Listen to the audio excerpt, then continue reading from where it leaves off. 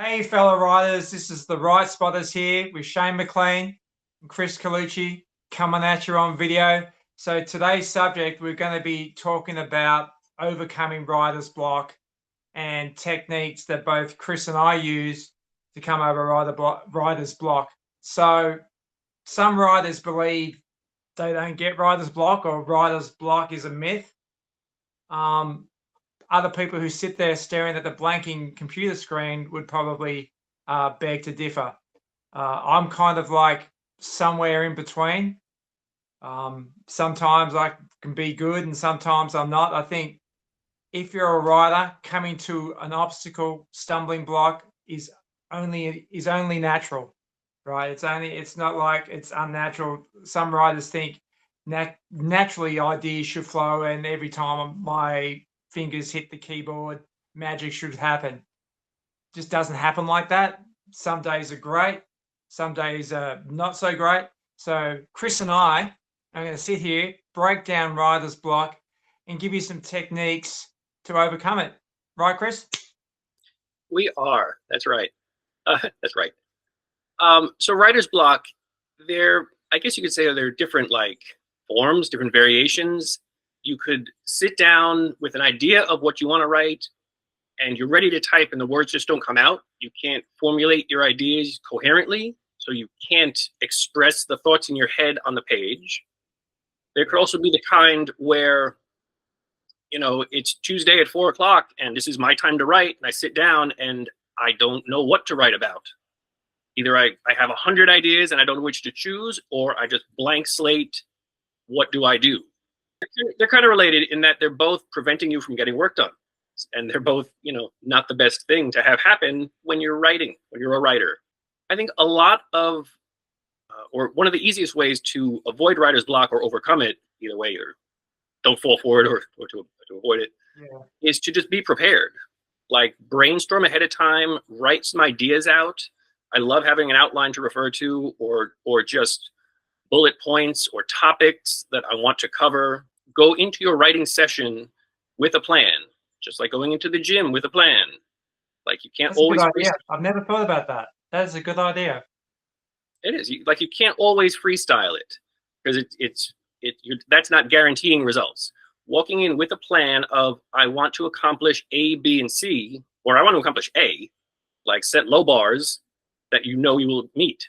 So if you show up to write, today I want to write 3 paragraphs about the Zercher squat. That's it. That's a relatively low bar. You go in, you're focusing yourself, you're helping to prevent that blank mental slate. So walking in with a plan is step 1 to avoiding writer's block or not being able to write. Yeah, because we've always talked about having a plan. We've equated it just like a workout in the gym, right? So you go into a gym and what am I going to do today? And then you're paralyzed, right? For those who don't, follow a program. So I think it only follows natural that the same goes for writing. So like what you're saying, it's kind of like strike when the iron's hot. So if you're sitting there and you're flowing and stuff like that, you go, well, what am I going to write about tomorrow? Why don't I just jot some notes down on a Word doc? And that makes complete sense that would stop writer's block because you'll have it there right in front of you, and then it'll just spark that thought again. It is. It's going into it lets you know what you need to accomplish. If you go in with no plan and no guidance, then you're in limbo. You're totally just floating on your own with no structure and no way to get out, no way to end the day. Like you need to know, show up, I do this, and I'm done. If you show up and then you don't know when you're done, you're going to be overwhelmed, you're going to panic, and it's not going to be a productive use of time, however long you sit there at the screen.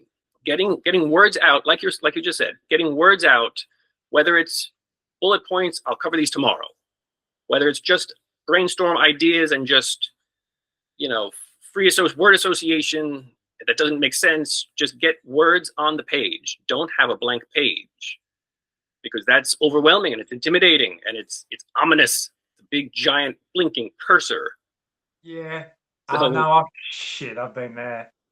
So I'm very fortunate that for Muscle and Fitness, you know, I sit down once a month and generate article ideas which are approved or not approved. So writer's block for me doesn't usually happen with so much with the paid writing, but definitely with the blog, definitely.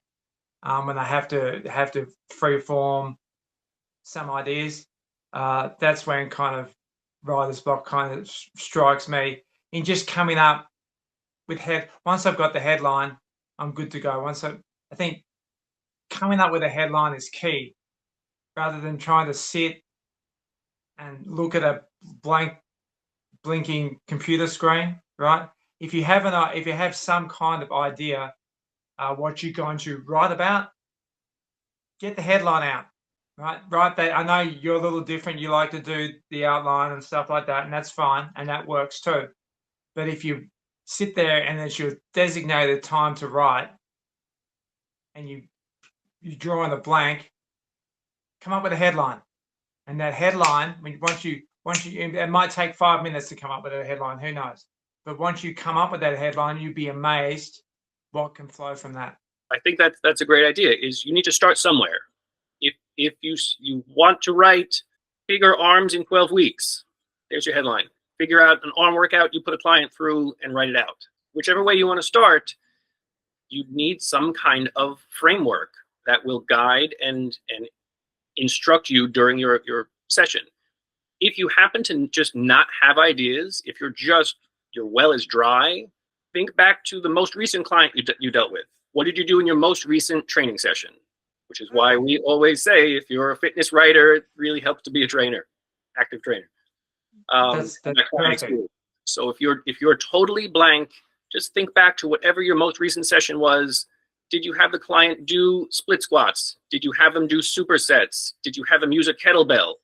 All this stuff you could just expand on.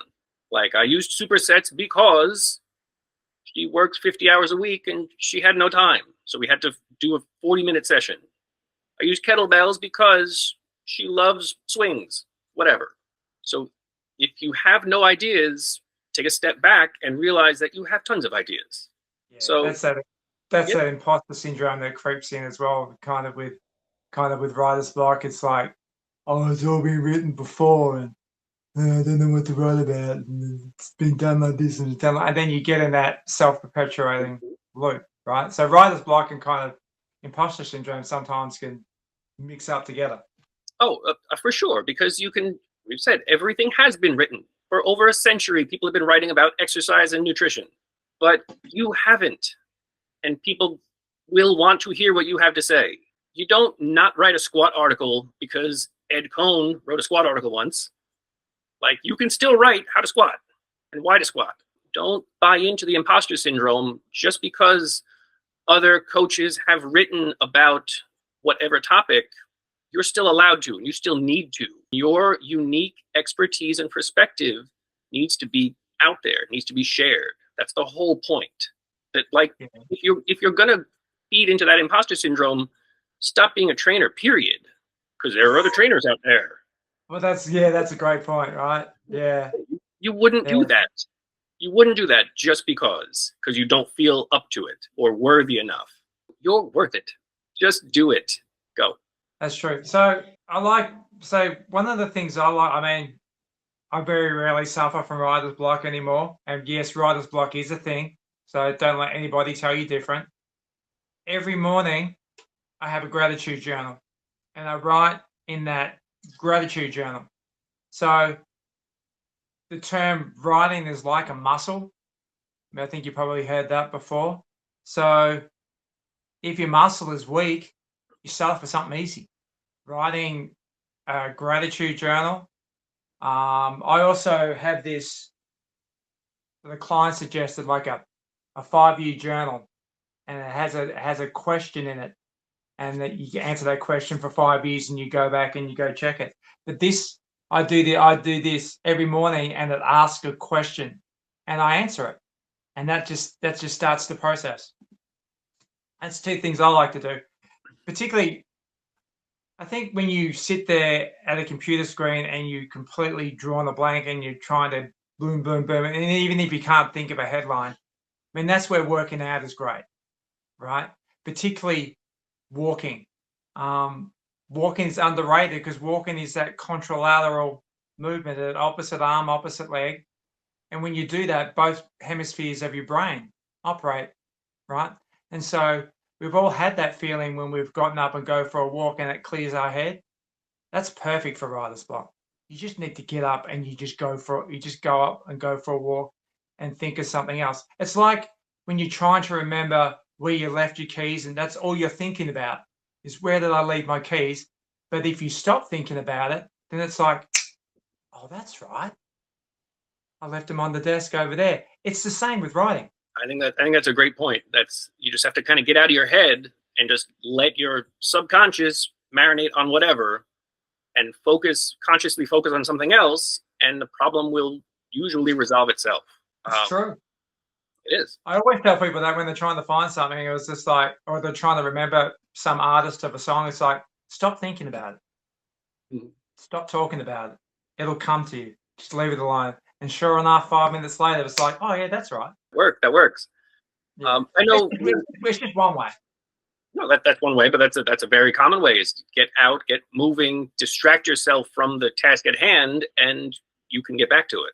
I know that I've had issues with writer's block where I just am just dry on ideas and I can't really figure out, not so much dry, but like overwhelmed by ideas. And I don't know which to pick to sit down with, which is, oh no, too many good ideas. Sorry. Yeah. No, that's also a problem. It is a thing because all my ideas are fantastic. But you know, at that point, that's just a matter of picking the one that I'm most enthused about, the one that I'm like, you know what, if I had to pick my favorite child, it would be this one. It would be, you know. Yeah. So if you happen to be overwhelmed by too many to choose from and too many good ideas, which is a wonderful thing, write them all down first of all. Do not trust yourself to remember them all because they're fantastic. You're not going to remember them. That's the curse. I've got a folder on my computer for that. Yes, you need to. I got a dry erase board. I just have it. It's just there. Yeah. But if you have a bunch of ideas, just pick the one that you're like, you know what, this is my favorite right now, and just dive into that because you'll have the most energy, the most enthusiasm. You'll be able to get the most out quickly, rather than kind of trudging through another idea you have to like think more about. So just diving into the cold water, both feet, kind of forces you to just barrel through that writer's block and that obstacle, because you just get that momentum going from the first step and just snowballs from there.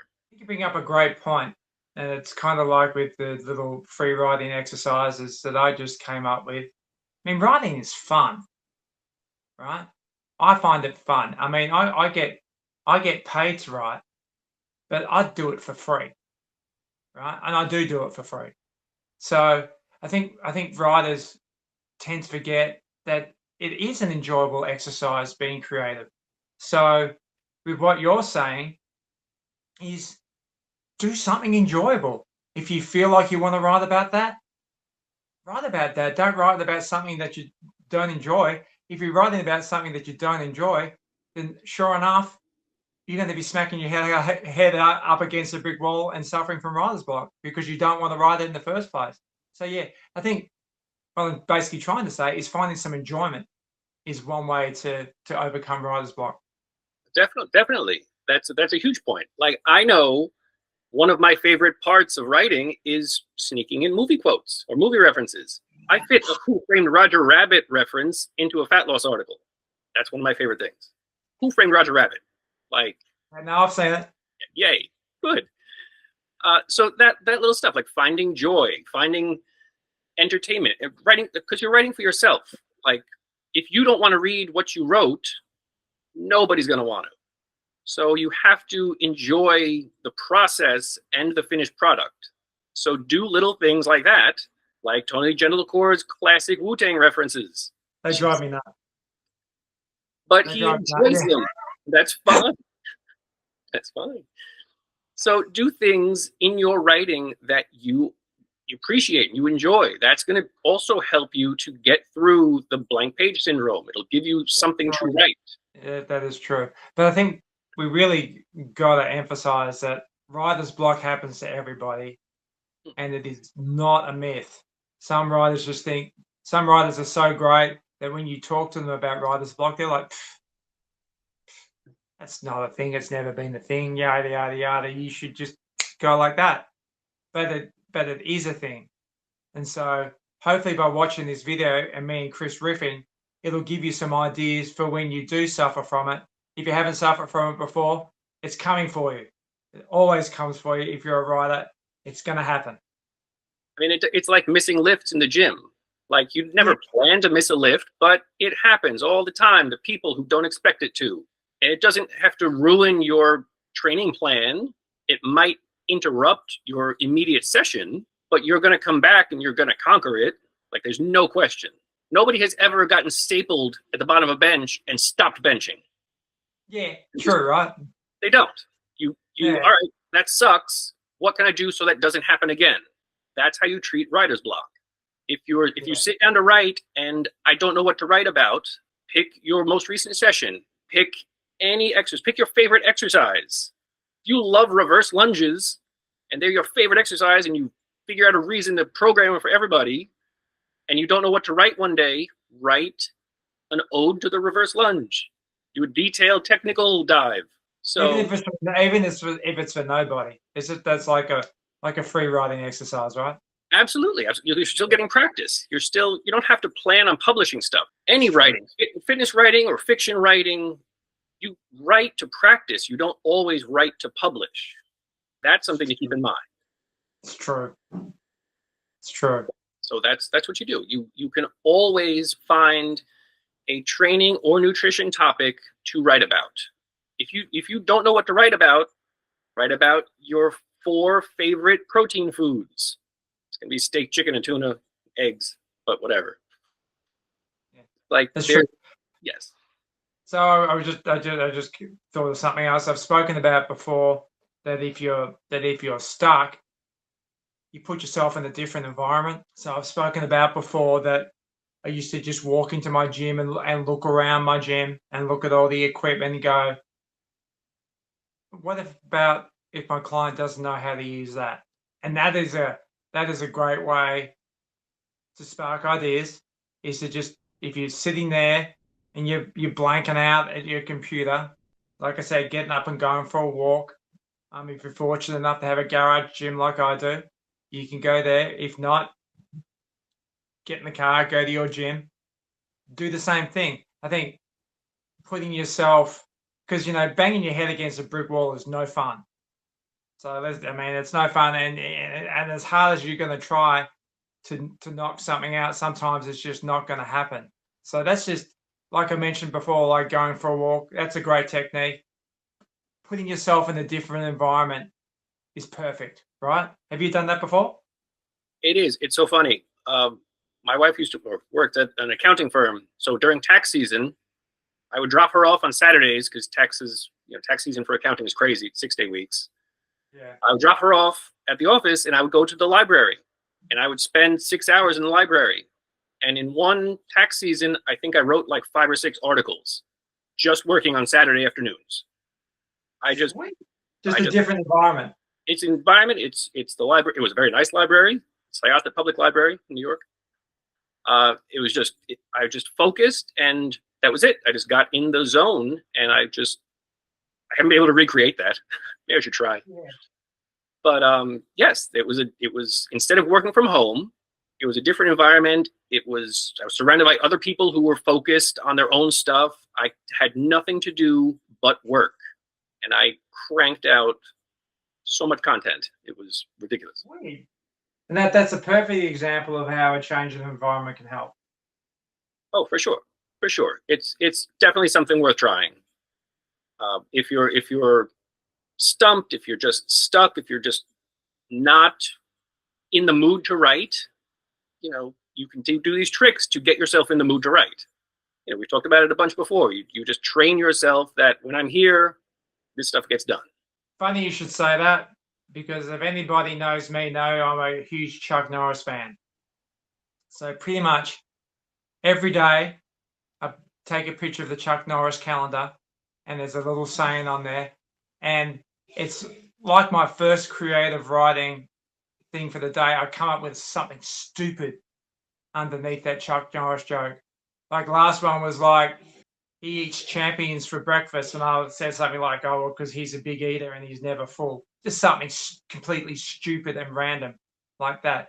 That's a great, for me, that provides that spark to go, to write, because my brain's just like in go mode. So it's like the gratitude journal, you know, the Chuck Norris calendar, my 5-year journal thing here. Like, just having that spark is really, it's almost all you need to overcome writer's block. I think what that also ties into is you're maintaining consistency. You're doing a little bit of writing very often. If you're doing a sentence or two or a paragraph or whatever it is, 2 or 3 times a day, every day of the week, you're greasing the groove. You're staying. Yeah, let's go. That's it. Love greasing. That's it. GTG. Yeah. That's true though. Greasing the groove. Yes, you're keeping the momentum going so that just like you don't take 3 weeks off from the gym because it's so hard to get back, you stay active. You do a little something all the time.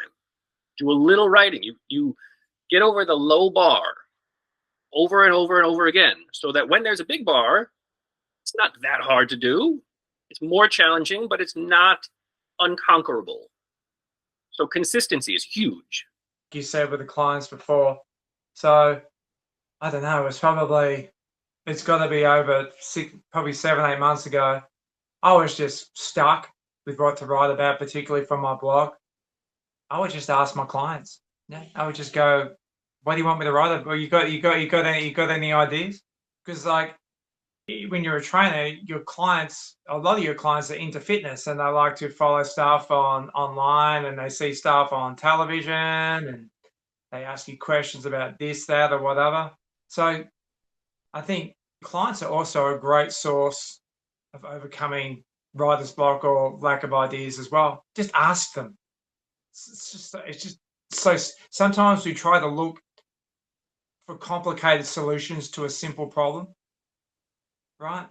And writer's block, it is a simple problem. It's not like blasting off to the moon, right? It's just a mind trick. So trying to overcomplicate it, we get into trouble, right? So this is why me and Chris have been riffing about all these simple techniques, because it really is a simple solution to an easy problem. It is. I think that's a huge reference, a huge resource. Is don't overcomplicate something that doesn't need to be overcomplicated. Writer's block is I don't know what to write about. But if you step back, there is plenty to write about. Don't worry. Like, writer's block is a short-term issue with a lot of solutions. So I think that's kind of what it comes down to. I think we've come up with a lot of solutions today. I think we've ran over quite a few. We came over a whole bunch, practicing, keep it going, look around your immediate resources, step back, get into a different environment. Just go. We'll pick something and go. I think it's pretty simple. I think we covered it. What do you think, Chris? I think so. But if I sit down to write sometime and I just have another case of writer's block, is there anybody I could contact to try to help me out to overcome? Oh, baby, that's easy, because you're just like right here. You contact Chris and Shane, baby, because we've faced all those obstacles before. We know how to overcome them, and we could talk about this subject forever, but we try and keep this for 20-25 minutes so you don't get bored out of your brains. So if you are really suffering from a case of writer's block, you can contact us at therightspotters@gmail.com, and me and Chris will help you. 100%. Or you can message us. We're on socials at The Right Spotters. You guys can track us down, and tune in next time. We will catch you later, yeah? See you later.